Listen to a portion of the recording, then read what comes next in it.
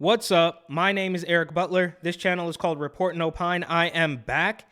And from New York Magazine, why Young Thug? How one of the hottest rap stars became the face of urban crime. And this is written by a man named Zach Cheney Rice. They say he is a New York features writer who covers race, politics, culture, and law enforcement, meaning he is just an establishment shill who's going to push every single agenda known to man onto the public, and he gets paid for it.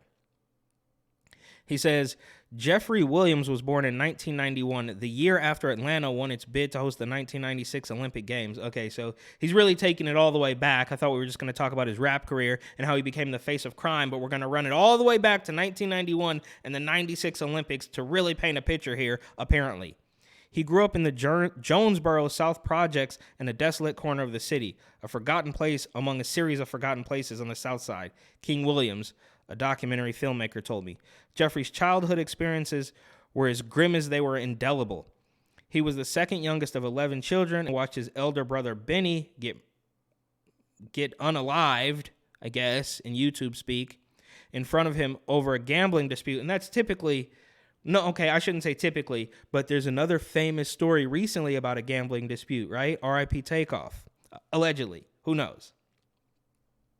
He has rapped about how his dad shot his mom and her oh my.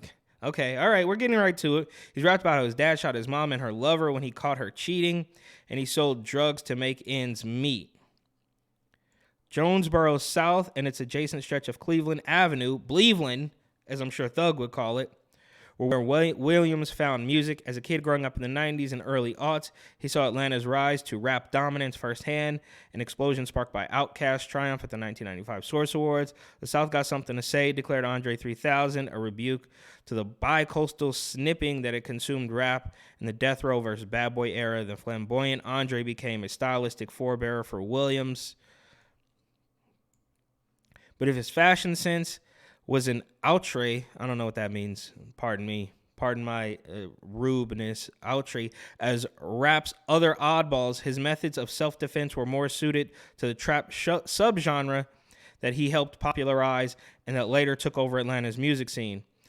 I wore this long-ass dress because I had a mother effing AK under it, Williams said in 2019. Trap music's spiritual home is a place where drugs are manufactured and sold, but that's also a psychic snare. If it could be captured by a sound, it might be Young Thug's voice, a shrill warble that careers among dazed murmurs, haunting melodies, and primal barks. This may be his greatest strength as an artist, his ability to channel the trap's malaise, its anguish, its thrill. Wow, this is a really artistic piece we got here, telling us why this Thug, I mean, he literally calls himself Young Thug, so I don't think he's going to argue that. And for the record, the Boondocks did a great episode basically predicting Young Thug well before he even came out, right? Wearing the dress, wearing the skirt, you know, talking and mumbling.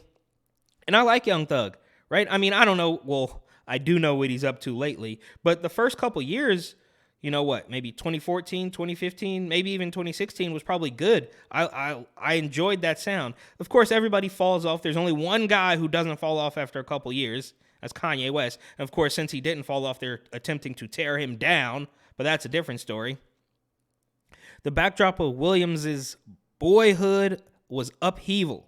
After generations of white flight, of course, and hollowing out of the inner city, Atlanta was on the cusp of transformation. For the city's black leaders, earning the Olympics didn't just mean staving off the nagging idea that they were running a minor league city at best and a provincial backwater at worst.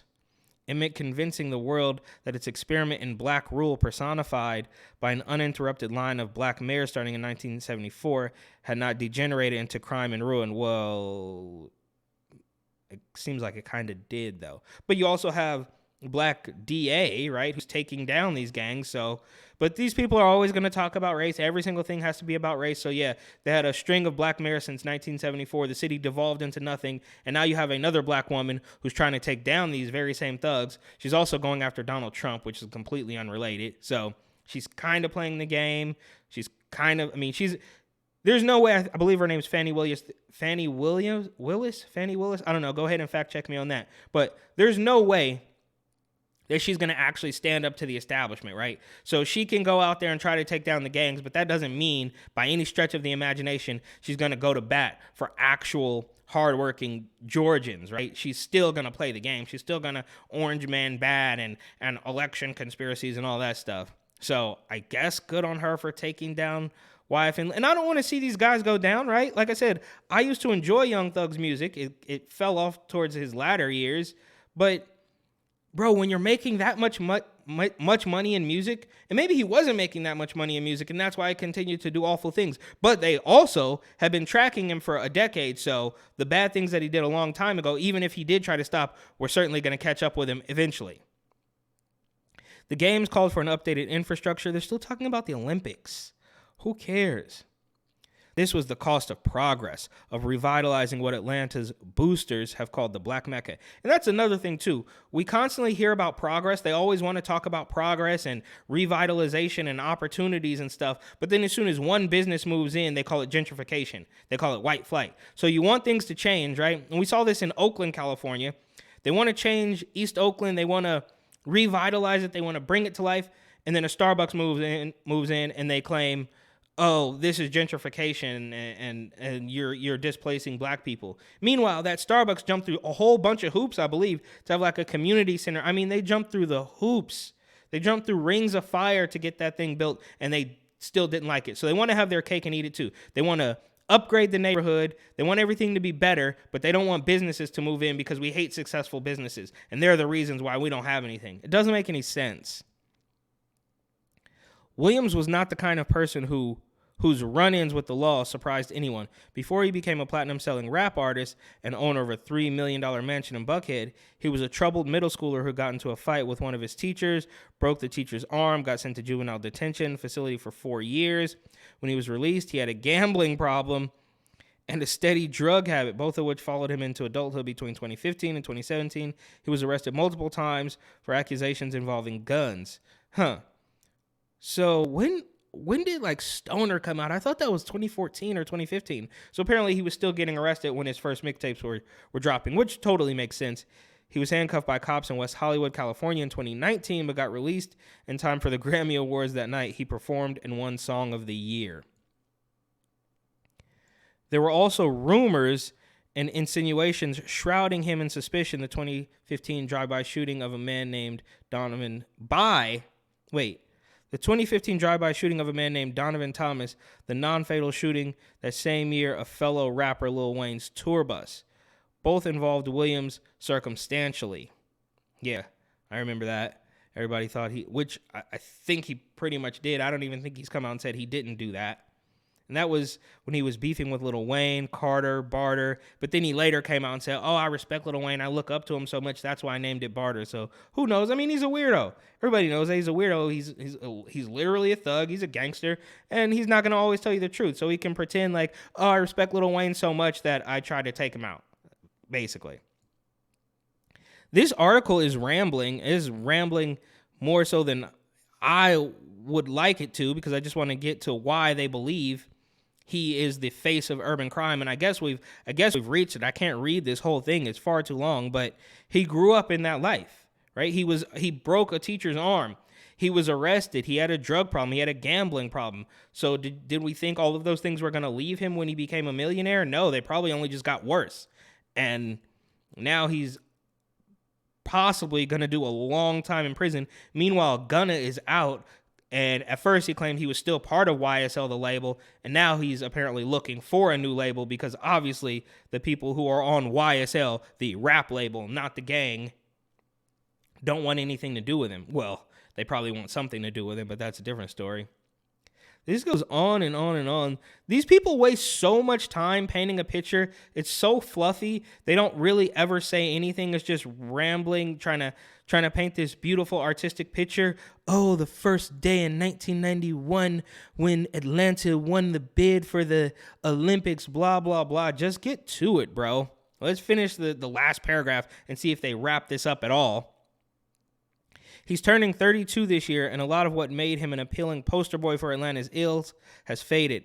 The cocksure impresario was replaced by a sheepish-looking dad slouched in front of a cop car, then later a blurry silhouette known in periodic broadcasts from the Fulton County Jail.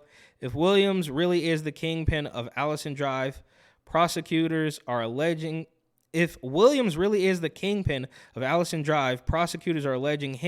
to be he is clearly a man buckling under the weight of his past. There we go. That's what I said. An environment imposed on him by a city that never meant for him to transcend it. It's not a dilemma that decades in prison can fix, but it would be darkly apt fate. A son of South Atlanta failed by what he refused to forget. The Black Mecca was always a project that required discipline and rarely had time for mercy. All right. Well, they said a whole bunch of nothing. I thought this, I mean, look at this, bro.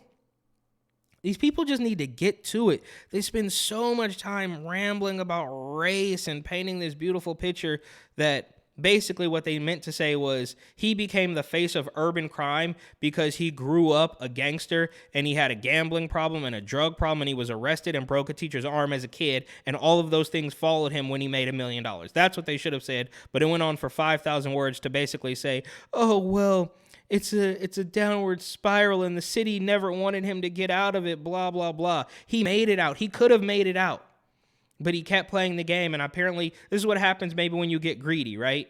Like when you finally get to the top, you got everything you wanted, but you just can't stop. You got to have more. And then eventually it all comes crashing down. But again, perhaps that's not the reason. Perhaps it is because everything that he did and the feds were tracking him for almost a decade and it all just came crashing down on him at one point. And good luck to Gunna, who, I'm not going to sit here and say he needs to go into some sort of witness protection program, but you can't go back to the lifestyle you were in, bro, because you've proven that you're not about that life. Meanwhile, Young Thug was maybe too much about that life, or as some would say, when keeping it real goes wrong. So thank you for watching. Please like, comment, share, and of course, subscribe.